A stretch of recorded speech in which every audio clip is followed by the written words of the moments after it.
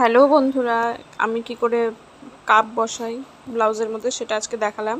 এই ভিডিওটা ভীষণ স্পিড করে দেখানো আছে, এটা খুব আস্তে আস্তে স্লো করে করা হয়েছে।